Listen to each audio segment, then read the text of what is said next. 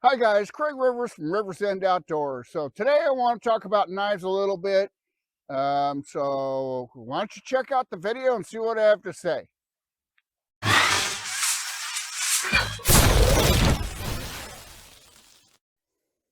So when I watch YouTube videos, people are really strung out about having the proper equipment for bushcraft.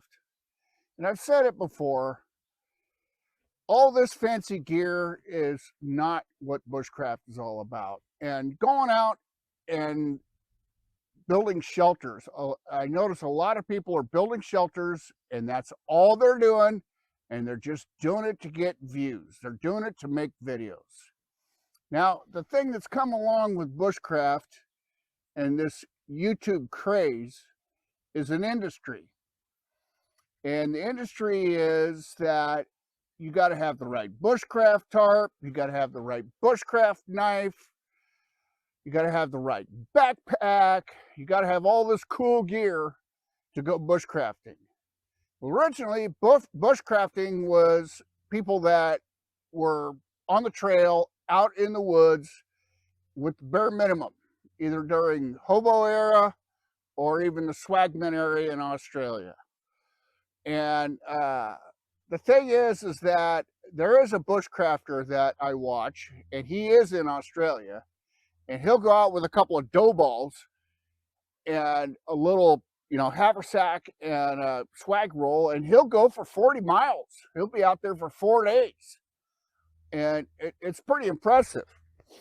Now, these other clowns that are going out and building shelters and chopping up trees and hollowing out trees, which just irritates me. I see people hollowing out live trees to build a bushcraft shelter, and they get 1 million views.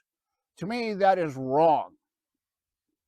So circling back to the gear, knives and things, and I've ranted about this before, I've said it before, you don't need an expensive knife. This is a $5 knife, and it's a kinfolk's knife. It's a great knife. It's a good knife. Now, the problem with bushcraft knives is they're making them so that people can baton wood, and they're really wide and fat and thick. Now, you can still bust one of those. Um, I had an expensive knife like that, and I dropped it, and it hit on a rock, and it broke.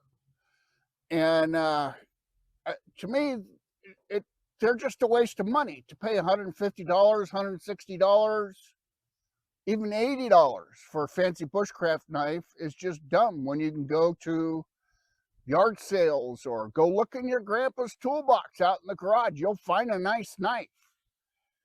Um, an example of that is this was my uncle's knife. It's a little knife I inherited. Now this knife, I can actually sharpen it up. If I sharpen it before I go to work on a deer, I can skin and cut up a whole deer with this knife and I don't have to sharpen it.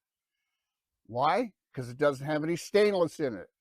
It's, high carbon steel. It's thin. It's easier for skinning and cutting up meat. Some of them bushcraft knives, they're thick. It's hard to cut up stuff. If you wanted to cut up a skin a squirrel or whatever, you're not going to skin a squirrel with a knife that's 3/8 of an inch thick. It's just not going to work. And the reason I know this is because I grew up on this ranch or ranches like this and this ranch, and I've skinned and hunted and fished my whole entire life, and I never needed a fancy bushcraft knife. And I just think that this industry behind the bushcraft thing is out of control. So you got to be careful. Don't spend a bunch of money. The best thing to do, guys, is get out there and go on some small hikes. Take a canteen with you. Take a pocket knife if you think you need a knife. Maybe a flashlight.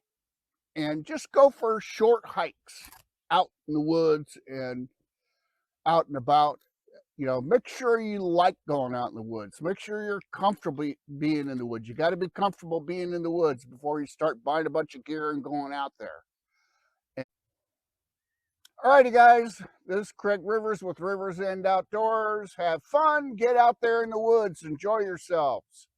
And yeah, I will see you in the next video. This is Craig Rivers. Bye now.